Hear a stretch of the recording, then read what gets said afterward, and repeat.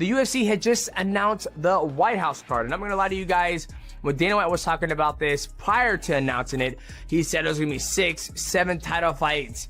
And it was 2 title fights. Now, let's talk about the fights, okay? The main event is Justin Gaethje taking on Ilia Topuria. I like that fight. I think it's a great fight. I think the biggest thing, like off the top of my head, I think Ilia Topuria knocks him out. But I do see a world where Justin Gaethje could knock him out as well. But Ilia Topuria is so damn good, and his IQ is really high, and he can take a shot, and he damn well can give a shot. But the other flip side of this, what makes me excited, is to see how Justin Gaethje approaches it after spending time with him playing football. Because when he was talking about Paddy Pimblett, he was like, well, Paddy can't kick, so I was okay going into his power. How will he approach this fight against Ilia Topuria, where someone who can kick and has a lot of power? And then in the co-main event, you have the interim heavyweight champion, Ciryl Gane. Well, there is no interim heavyweight champion. They're making an interim heavyweight champion because the heavyweight champion, Tom Aspinall, is still unable to defend his belt. So they have Alex Pereira taking on Ciryl Gane. This is an interesting fight. This is, you know, we have 2 strikers coming to fight. We have Ciryl Gane, who is definitely the bigger athlete, who's very good about avoiding getting hit. He has a side karate stance. Taking on Alex Pereira. Alex Pereira, you know, the former world champion in the middleweight division and the light heavyweight division, and also Glory kickboxing champion. That should be an interesting fight just because it's Alex Pereira going up to heavyweight and see how he does against guys. He's going to lose to Ilia Topuria in the main event in the White House. If he pulls it off, it'll be cinema, okay? And I'll assume that the rig is in. And Topuria has been paid $10 million to make the US look good on the world stage. Because Gaethje, he's the All-American. He's red, white, he bleeds red, white, and blue, brother. You know what I mean? He's going to be there. He's the only American that's even in conversations to ever be in a title fight. Unless they did Yan O'Malley too. Which people would still complain about, by the way, but it's the only See, maybe I'm being a sourpuss Sally. Maybe I'm just being a bit of a pessimist. But the UFC's White House card was just announced, and for what we were promised, this is a massive letdown. And I'm gonna explain why this had every opportunity to bring the UFC back to prominence, to stake their claim once again as the combat sports outlet across boxing, MMA, and everything in between. And they fumbled it. Not because they had to, not because there was no other way to do it, but because the UFC is in a place right now where this is the product. And I guess there is no fighting it anymore. You just have to get used to it. What do I mean? The breakdown. Let's go. Let's contextualize this, right? For the last however many months, Dana White, who sat down with me, who sat down with other people, who had talked about the UFC White House card, had essentially said that this would be like the UFC Sphere on steroids, right? UFC Freedom 250 is what they're calling it. And yeah, you know, if you mention steroids in a UFC card, how do you not have John Jones involved? We'll get to that in a second. But Dana and the entire UFC and the teases that have come from being this, you know, insane, massive card, putting it together, how it was going to blow everything out of the water, it was going to be badass and all this. The hype around this has been ridiculous. And it's given you a sense of like, oh man, something big is coming. Something, you know, along the lines of a UFC 100, 200, 300. Or like when, again, you know, Conor McGregor Habib was announced. Conor McGregor came back to the Donald Cerrone fight was announced. When Jorge Masvidal fought Nate Diaz for the BMF. When George St. Pierre came back at UFC 217. It had that kind of feel to it. And I think that's the biggest problem I have right now, was the hype did not match the delivery. This is like ordering Domino's pizza and somehow Little Caesars is delivered. You don't know how it got there. It's definitely not what you asked for. It's clearly not what you were promised, but it's pizza, so you'll eat it. This is kind of how I feel about the UFC White House card. But without further ado, here it is. Drum roll, please. Okay, UFC Freedom 250. And honestly, this isn't a bad card, okay? Because you have Ilia Topuria versus Justin Gaethje for the World Lightweight Championship. I have my problems there, but okay. Champion versus interim champion, do your deal. Then the co-main event, Alex Pereira versus Ciryl Gane for the interim heavyweight championship. Okay, Alex Pereira making his way up to heavyweight. We knew this was coming when he dropped the strap at 205. Ciryl Gane, I have my problems with it. We'll come back to it in a second. All right, friends, big breaking news on this Saturday, March 7th. UFC 326 is actually happening as I'm recording this right now, but at approximately 10 p.m. Eastern time, our long international nightmare came to an end. Why? Because the UFC finally announced the White House card. They're calling it UFC Freedom 250. Of course, July 4th will be the United States' 250th birthday.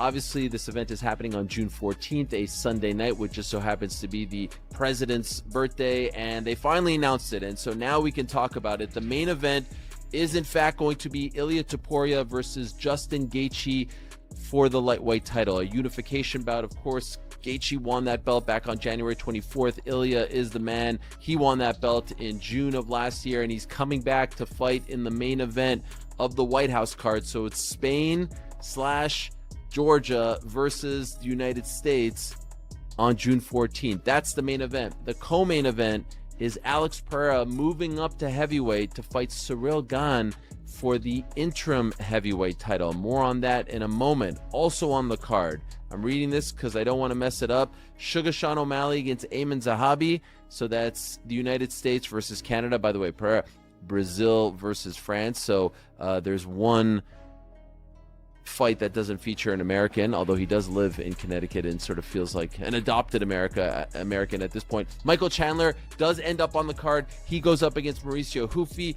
Bo Nickel versus Kyle Dawkins, America versus America, and Steve Garcia versus Diego Lopez. They love Diego Lopez. He's getting this opportunity after just getting a chance to fight for the belt. So in the end, as I told you, 6 fights, 2 title fights. It was not the 7 to 8 title fights as was initially promised. It's a marquee main event. I know that there are some people who are upset. I know that there are some people who are trying to say like, hey, this is a letdown. This is an incredible 6-fight card, and it was never going to be 7 to 8 title fights. That was never going to happen. That would screw up the rest of their schedule. Ilia Topuria coming back against Justin Gaethje is a massive fight. It is a marquee fight.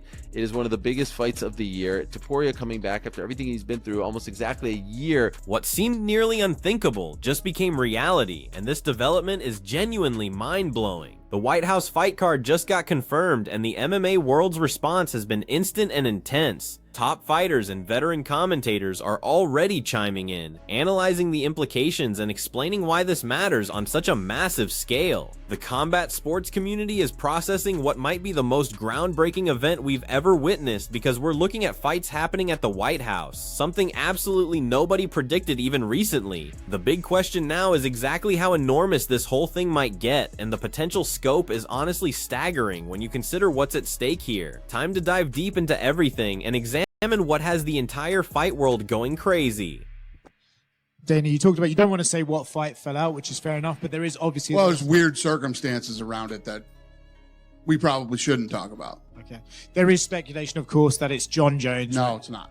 Was John Ever, which I told you guys 100,000 times, was John Jones even remotely in my mind to fight at the White House. I wouldn't. First of all, I've told you why I wouldn't do it. And number 2, some guy with, meta glasses on filmed him talking about his hips, that his hips are so bad. And I don't know if you guys saw that flag football game where he can barely run. John Jones he retired because of his hips. He's got arthritis in his hips. Apparently he's been, doctors say he should have hip replacement. So Okay. add that on top of all the other reasons that I wouldn't. The John Jones thing is bullshit. Yeah. I'm not saying they weren't talking to John Jones and that John Jones wasn't interested in the fight.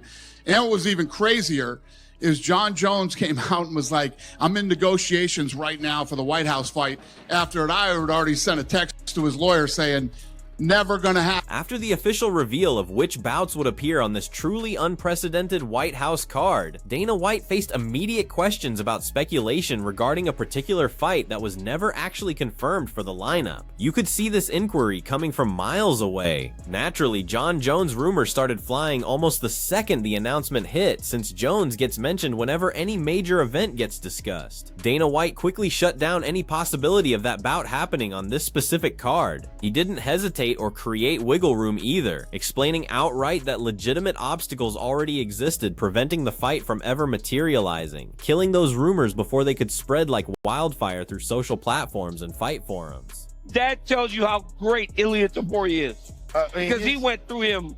Looking at the action from this monumental White House card, Joe Rogan and his broadcast partners had to mention Ilia Topuria's absolutely terrifying level of skill, and when these commentators get excited about someone's abilities, you know we're witnessing something exceptional. During their discussion of his coming battle with Justin Gaethje, Rogan referenced Topuria's earlier destruction of Charles Oliveira, and this moment really stands out because that encounter was pure technical brutality. He characterized it as the type of showcase that revealed just how unique and lethal this unbeaten phenom actually is, stressing that we're not just observing another solid competitor, we're watching someone who functions at an entirely separate tier. How Rogan analyzed Topuria's striking mechanics, his knockout power, his mental game. It created an image of a fighter who represents something truly elite in today's MMA landscape.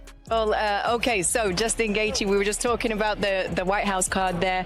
It's now official. You're headlining with Ilia Topuria for Undisputed. Congratulations. That is huge. You didn't reveal the news when you came and sat with us earlier. We won't take offense, but... No, I didn't know. I wasn't sure. No, you didn't know. I was not sure. Hold on, you're saying that when he made the announcement, that was a surprise to you. That was 100% confirmation that I was the main event. I didn't know that.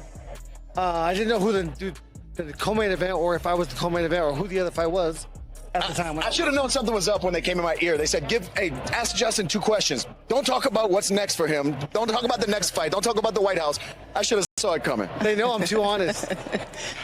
Despite the White House fight card getting officially confirmed and the entire MMA universe losing its collective mind, Justin Gaethje confesses he couldn't be totally sure he'd secured that main event slot against Ilia Topuria until the announcement went public. Discussing openly about that revealing moment, Gaethje explained it required time to truly process that he was genuinely headlining one of the most discussed events in combat sports memory, which seems incredible considering even elite-level athletes experience those instances where the sheer magnitude of a chance hits them completely. That final confirmation transformed existing enthusiasm into pure anticipation, while supporters instantly started the countdown toward what guarantees to be a totally memorable war between two of the most lethal competitors currently active. What do you think about this matchup with Ilia? Yeah, I mean, just, I've obviously thought about it, him being the champion, me being the guy that wants to be the champion, but I don't technically have a breakdown right now. My coach already has it. I guarantee if my coach was here, he'd talk your ear off about what the plan is, but I am excited to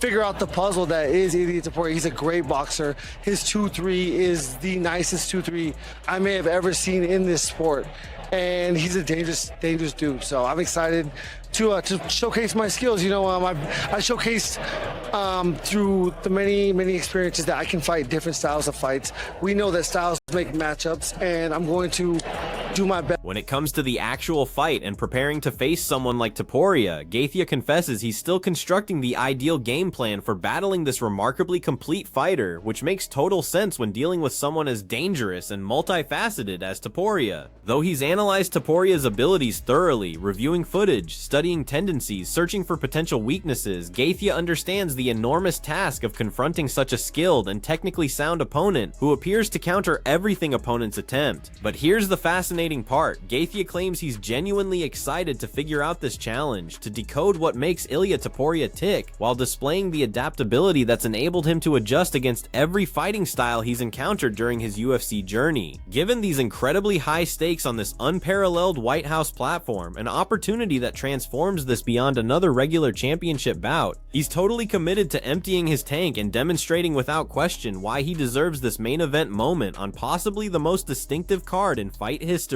People are going to say, how this fight come about?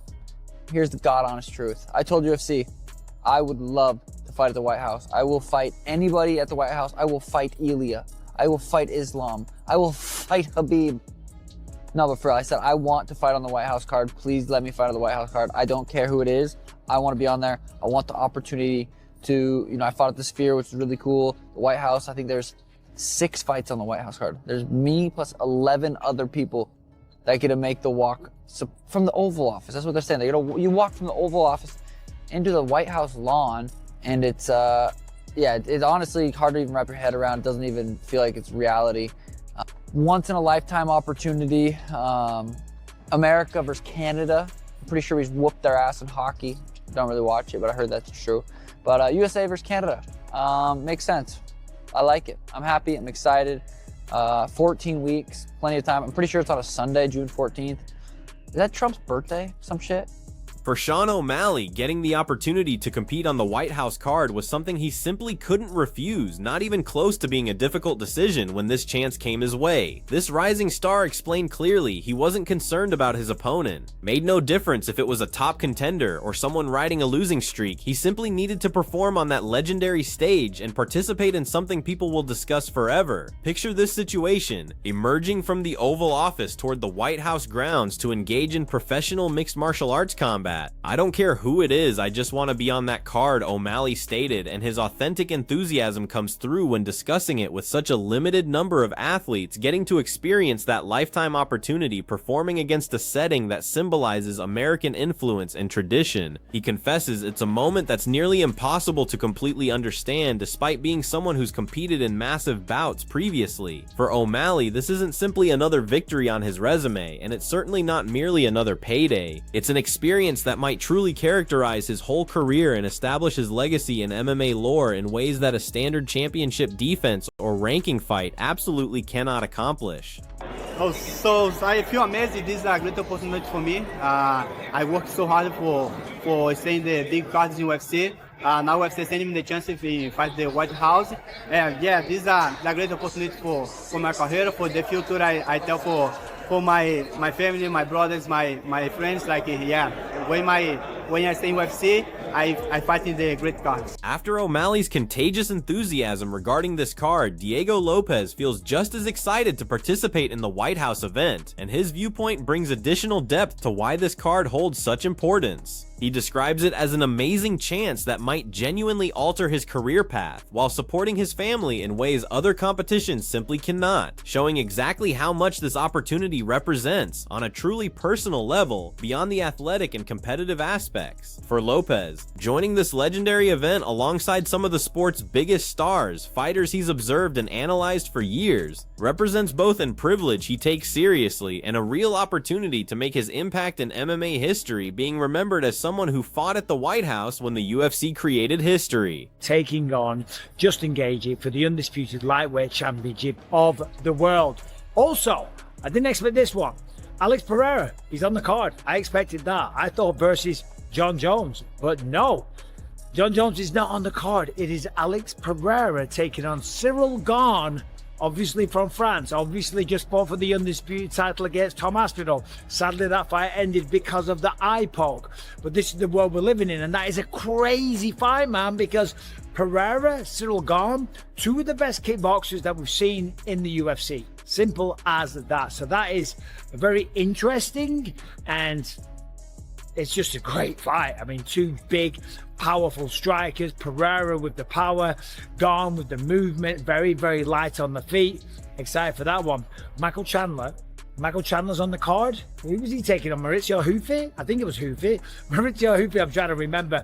Ayman Zahabi back on there versus Sugar Sean O'Malley. Michael Chandler versus Hufi. Oh, Bo Nickel taking on Kyle Dorcas, which is a bit of a... I expected Bo Nickel. Analyzing the recently revealed White House card with his signature passion and insight, Michael Bisping couldn't contain his enthusiasm regarding the matchups, and when Bisping shows excitement, you realize something incredible is developing. He praised the headliner featuring Ilia Topuria against Justin Gaethje for the undisputed lightweight championship as an incredible battle that might claim Fight of the Year recognition. He also described the striking battle between Alex Pereira and Cyril Gane, a meeting of two absolutely elite kickboxers across the UFC roster, competitors who can finish you with precision equally as much as force. Bisping additionally recognized the remarkable talent throughout the card extending past the main attractions. He mentioned contests including Michael Chandler's comeback, plus unexpected battles like Bo Nickel against Kyle Dorcas that fans weren't anticipating, characterizing everything as loaded with strength, talent, plus encounters that supporters will genuinely discuss for years whenever they mention the greatest events in UFC memory. The peak of the peak, the best card we've ever seen, and a position has been reserved for Bo Nickel versus Kyle Dorcas. And then we've also got Diego Lopez versus Steve Garcia. Some amazing fights, but we can do better than this. We can do better than this. I've made my own White House card, which isn't in fairy tale land, like a lot of people's White House cards were, because we're going to go through that in today's video as well. But we can do better than this. Bo Nickel versus Kyle Dorcas is not a matchup where you're like, we've got to save this for the White House card.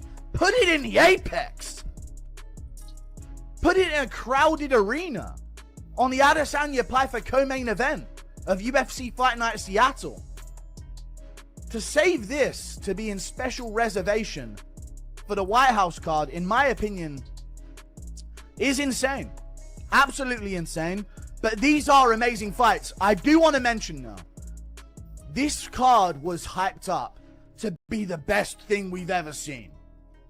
That's why many observers are labeling the White House card the absolute pinnacle regarding importance plus cultural influence. MMA Guru offered his perspective on the booking decisions, providing his typically detailed and occasionally divisive analysis. Though he complimented specific contests like Bo Nickel facing Kyle Daukaus plus Lopez meeting Steve Garcia as quality pairings that work competitively, he suggested that certain fights don't really require the White House attention to be valued, claiming they'd perform equally well or potentially better on a standard UFC event where they might be featured attractions instead of positioned within a loaded lineup. Despite some questionable placements that made him wonder about the UFC's booking strategy, MMA Guru acknowledged there's definitely no question that this card is becoming one of the most discussed events in the sports timeline, something that goes beyond typical marketing campaigns and enters combat sports mythology. Free action, but let's be honest, this is a fucking sick card, okay? That's the problem, but it's the UFC 300 problem, where Dana White sells us these fucking fairy tales. We're gonna have 7 title fights on the card, we're hearing, at one point during the build-up of all of this White House card talk. 7 title fights? That must be why the UFC cards have been so shit recently. Like this one with Oliveira versus Holloway, which had a co-main event of Baralho versus Derrida, and for some reason some of these other fights are on the main card. Oh wow, Font versus Rosas Jr. The pay-per-views have been suffering recently, and we haven't really had any stacked cards, because we thought the UFC was holding out to just put all of the major matchups on this White House card. But let's be honest, I'll get into that other stuff in a second, and we'll trash it enough. Topuria versus Gaethje and Pereira versus Gane on the same night. Examining it more thoroughly, using his typical straightforward style, MMA Guru describes the White House card as incredible regarding possibilities and celebrity power. However, he recognizes it carries what he calls the traditional UFC 300 issue, over-promoted storylines that don't necessarily meet the unrealistic standards established during promotion. With initial speculation suggesting 7 championship contests plus various high-profile battles like Ilia Topuria versus Gaethje and Alex Pereira versus Cyril Gane that excited everyone, he observes that certain fights seem strangely positioned when closely examined, causing dedicated supporters to wonder whether the UFC has strategically saved some major confrontations specifically for this historic event, instead of scheduling them when they made optimal competitive logic. Nevertheless, beyond these small complaints and the habit to overthink every matchmaking choice, he recognizes the pure star quality and talent level featured make it totally impossible not to feel genuinely thrilled about what will occur when these athletes enter the octagon on the White House grounds. Additionally, Demetrius Mighty Mouse Johnson, among the most accomplished fighters ever, emphasized the explosive possibilities of the main event featuring Topuria and Gaethje, contributing his elite-level fight analysis to the discussion. He explained that although Topuria might be expected by numerous experts to achieve a knockout considering his recent showings and finishing skills, Gaethje definitely possesses the strength and knowledge to reverse the contest in one moment, creating the battle genuinely unpredictable and exciting in ways that elite fights consistently deliver. Johnson also examined the co-main event with the detail expected from someone who analyzed competitions at his caliber, discussing the striking match between Alex Pereira and Cyril Gane while highlighting Gane's notable size benefits, his superior conditioning, and his elusive approach that's troubled numerous opponents, all matched against Pereira's completely devastating knockout power that's eliminated several fighters. This creates conditions for what might become an incredible striking exhibition that serious fans will analyze for months following. Exploring even further into the White House card and considering what might have occurred, Johnson revealed some different matchups he personally wanted to witness on an event of this scale. Though he recognized the contest between Shavkat Rakhmonov and Bilal Muhammad works well and creates competitive logic, Johnson confessed he was really hoping for a meeting with Corey Sandhagen instead, which would have introduced a separate stylistic element to the card. He also recommended changing some additional contests, like substituting Bo Nickel versus Kyle Daukaus, with fights featuring larger personalities and broader mainstream interest, possibly including a battle with Charles Oliveira somewhere on the event, to bring additional celebrity power and thrills to an already impressive card and truly maximize the historic significance of the occasion. Meanwhile, Ariel Helwani, consistently the reasonable perspective in the MMA journalism world, placed the White House card into appropriate context, advising supporters not to become overly invested in the excitement of expected 7 or 8 championship fights that was never realistic from an organizational perspective. Though that degree of stacking was never truly possible when considering title availability, health approval, and the actual selection of prepared challengers, Helwani emphasized that the card still provides a truly featured main event, with Topuria facing Gaethje in what represents legitimately one of the most significant contests of the complete year, regardless of location. He also noted Alex Pereira making the ambitious jump up to challenge Cyril Gane, viewing this as a direct route toward an eventual meeting with Tom Aspinall that might unify the heavyweight championships, and praised the UFC for maintaining the interim title arrangement rather than generating additional divisional confusion. Next, Helwani discussed some major narratives and backstage developments that regular fans might not know, but that significantly influenced how this card developed. He mentioned that Michael Chandler eventually secured a position on the card following weeks of questions about his competitive future. He praised Bo Nickel as an excellent inclusion whose participation makes complete sense considering his developing celebrity status, and described the meeting between Garcia and Lopez as an entertaining clash that should provide excitement despite not being the highest stakes battle. Helwani also news the men met it den korte cowords to send that disclosed some intriguing information that discussions for a potential Alex Pereira versus John Jones super fight actually collapsed due to financial disputes between Jones and the UFC, demonstrating how close we came to something even larger, while showing how rapidly the Topuria versus Gaethje fight materialized once serious negotiations started, revealing the UFC's remarkable capability to secure marquee battles when everyone involved wants to complete an agreement. So what are your thoughts on this completely historic White House card that has the whole combat sports community buzzing? Did it meet the enormous expectations that have been growing, or do you feel it missed the mark considering all the speculation and rumors that were circulating? Share your opinions in the comments below, because I really want to hear what everyone thinks about these matchups, and make sure to subscribe for all the newest updates, breaking stories, fighter conversations, and exclusive content from the MMA world as we keep covering every aspect of this remarkable event.